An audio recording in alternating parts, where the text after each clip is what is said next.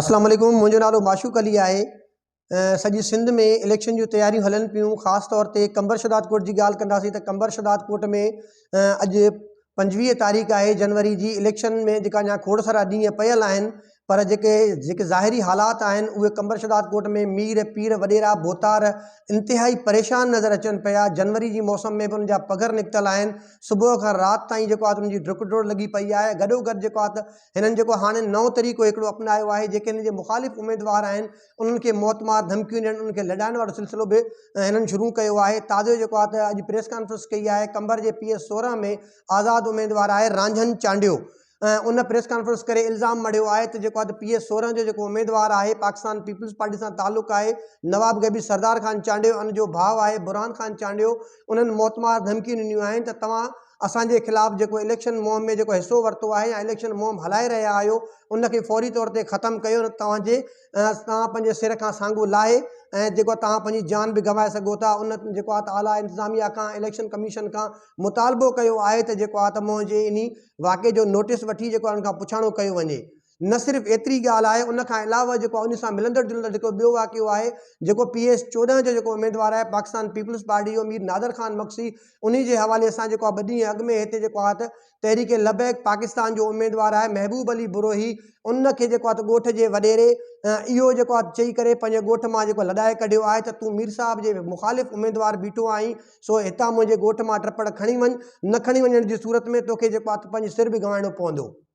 हाणे सिंध में नवाबनि पीरनि वॾेरनि ऐं भोतारनि जी पोज़ीशन इते वञी पहुती आहे। तव्हां इलेक्शन कॉन्टेस्ट करे कोन था सघो, तव्हांजो ज़ाहिरी तौर ते को अमल आहे कोन, तव्हांजी का ख़िदमत आहे कोन।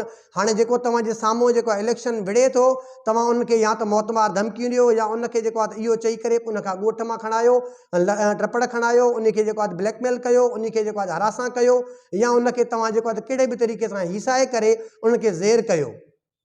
कंबर शदात कोट में इन खां अलावा जेका ॿिया तक आहिनि, PS 17 आहे, PS 15 आहे ऐं PS 16 जी ॻाल्हि तव्हां सां करे चुका आहियूं। PS 15 ते बि ॾाढो सख़्तु मुक़ाबिलो आहे।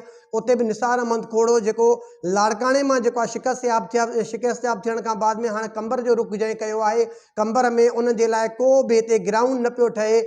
ॾाढी महिनत करण जे बावजूदि मीर नादर ख़ान मक्सी समेत पाकिस्तान पीपल्स पार्टी जा जेके बि हिते उहिदेदार आहिनि, उमेदवार आहिनि, उहे सभु गॾिजी करे मुंहुं मलाइण जे बावजूदि पूरे तक में उनखे किथां बि को रिस्पॉन्स न पियो मिले। हिन वक़्तु ताईं जी पोज़ीशन इहा आहे त पीपल्स पार्टी जा जेके उमेदवार आहिनि सख़्तु परेशानीअ जे शिकार आहिनि। ख़ासि तौर ते जेको आहे त PS 14 ते अगरि ॾिठो वञे त PS 14 ते जेको गॾियल जेको पार्टियुनि जो जेको इतिहाद आहे, GDA जो उमेदवार आहे मुज़फ़र ख़ान बुरोही, उन पाकिस्तान पीपल्स पार्टी जे मज़बूत कैंडिडेट मीर नादर ख़ान मक्सी खे एतिरो त सियासी तौर ते परेशान कयो आहे जो सुबुह खां वठी राति देर ताईं जेको आहे त हिननि जूं गॾिजाणियूं आहिनि, ॻोठ ॻोठ में वञनि पिया, पर हिते कोई बि मुस्बत मोट न पई मिले। एतिरे क़दुरु जेको आहे त माण्हुनि खां जेको आहे त ही माण्हू हिननि खां ख़फ़ा आहिनि जो हिनखे पंहिंजे ॻोठनि में शहरनि में ऐं किथे बि महलनि में कार्नर गॾिजाणियुनि जे लाइ आछ कोन कनि पिया। ऐं सभ खां वॾी ॻाल्हि इहा आहे त जेको पुछाणे जो मरहलो जेको शुरू थियो आहे उन खां ख़ासि तौर ते पाकिस्तान पीपल्स पार्टी जा उमेदवार ढिनल आहिनि। मजमूई तौर ते अगरि किथे पंहिंजी का गॾिजाणी थिए थी पीपल्स पार्टी जे माण्हुनि वटि अगरि वञनि था त उते बि सभ खां पहिरियों हिननि जो वञण खां पहिरियों जुमिलो छा आहे, हूअं आम तौर ते इहो हूंदो आहे अदा तव्हां ख़ुशि आहियो, ख़ैरु आहे, असांजी हिमायत कंदो न कंदो, पर हाणे इहा ॻाल्हि कोन्हे। हाणे जिथे वञनि था चवनि दादा महिरबानी करे पंहिंजो मोबाइल फ़ोन बंदि कजो। कंहिं बि दोस्त वटि मोबाइल फ़ोन हले त कोन थी, अदा महिरबानी करे फलाणा कान तव्हां बंदि कजो, अदा महिरबानी करे फलाणा तव्हां फ़ोन बंदि कजो। हाणे हिननि खे फ़ोन जो डपु आहे। किथे जेको असां ॻाल्हायूं था, असां इलाज मिनतूं कंदासीं या असां जेको का ॻाल्हि अहिड़ी कंदासीं मथां उहो फ़ोन में रिकॉर्ड थिए, वायरल थिए, असां ॾिठा थियूं, असांजे मथां मलामत थिए, असांजे मथां रुसवाई थिए। जे अगरि तव्हांजी कारकर्दगी भली हुजे हा, तव्हांजी ख़िदमत थियल हुजे हा, तव्हांजा अमल भला हुजनि हा, त पोइ तव्हांखे को मसइलो ई न हुयो। तव्हांखे माण्हू पंहिंजे अखियुनि ते विहारे पंहिंजो जेको आहे हिन महिल तव्हांजो इस्तक़बाल कंदा ऐं तव्हांजे लाइ जेको आहे तव्हां जीअं में जायूं हुजनि हा, पर तव्हां हिते कंहिं बि माण्हू जी का ख़िदमत कोन कई आहे, तव्हां को बि कमु न कयो आहे, तंहिंजे करे माण्हू तव्हां खां ख़फ़ा आहिनि, माण्हू तव्हां खां नाराज़ आहिनि। ऐं अॼुकल्ह पाकिस्तान पीपल्स पार्टी जा जेके उमेदवार आहिनि, जॾहिं बि कंहिं ॻोठ में वर्क मुहिम जे सिलसिले में निकिरनि था, 15 खां 20-25 गाॾियुनि जी यलगार सां उन ॻोठ में वञनि था। इहे गाॾियूं किथे हुयूं जॾहिं 2022 में माण्हू जेको ॻोठनि में ॿुॾनि पिया, उन्हनि जो माल मता मरे पियो, उन्हनि जा फसल लुड़नि पिया, उन्हनि जा बचा जेको आहे टायर जेके ट्रैक्टर जा टायर आहिनि उन्हनि जे टूपनि जे मथां जेको आहे ॿारनि खे जेको आहे कढियो वञे पियो, उन्हनि जो सिर बचा कयो वञे पियो। उन टाइम तव्हांजूं इहे गाॾियूं किथे हुयूं?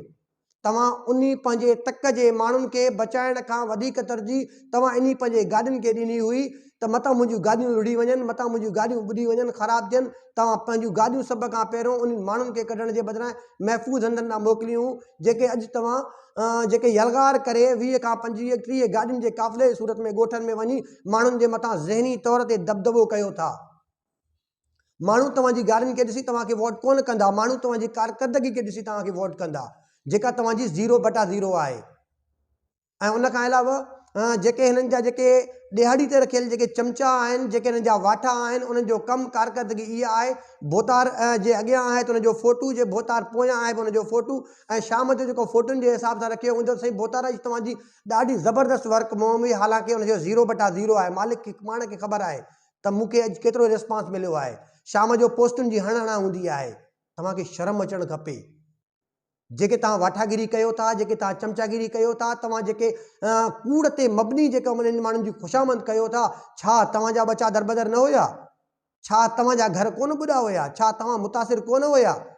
उन टाइम ते का बि शइ कोन हुई, उन टाइम ते कुझु बि न हुयो।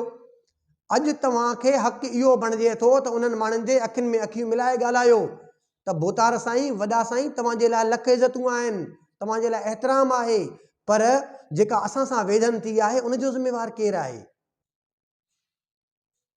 सो कंबर शदादकोट में पाकिस्तान पीपल्स पार्टी जा उम्मीदवार जेके बि आहिनि, मजमूई तौर ते सख़्तु जेको आहे परेशानी में मुब्तला आहिनि। ख़ासि तौर ते जेके PS जा उम्मीदवार आहिनि ऐं सूबाई जेके असेंबली जा उम्मीदवार आहिनि, उन्हनि जी नाक़िस कारकर्दगी जे करे सभ खां वॾे में वॾो जेको परेशानी में जेको माहौल जुड़ियल आहे, सभ खां वॾे में वॾे धचके जो जेको इम्कान आहे, उहो पाकिस्तान पीपल्स पार्टी जे चेयरमैन बिलावल भुट्टो ज़रदारी खे NA 196 में आहे। हिननि जी ज़ीरो कारकर्दगी जे करे माण्हू हिन खां ख़फ़ा आहिनि, माण्हू हिन खां नाराज़ आहिनि। सो जेको आहे त मौलाना नासिर महमूद सूमर खे फुली तौर ते माण्हू सपोर्ट करण जे लाइ आमादा आहिनि, पर बिलावल भुट्टो खे वोट ॾियण लाइ माण्हू नज़र कोन था अचनि, माण्हू ख़ुशि न आहिनि। ईंदड़ ॾींहंनि में अञा वधीक पाकिस्तान पीपल्स पार्टी जा जेके उम्मीदवार आहिनि, उहे जेको आहे परेशानी जो जेको आहे शिकार थींदा। ऐं मुंहिंजे हिन पेज खे वधि खां वधि जेको आहे लाइक कयो, कमेंट कयो, शेयर कयो। उन खां अलावा मुंहिंजो यूट्यूब चैनल आहे माशूक कोसो ऑफिशियल, उनखे सब्सक्राइब कयो।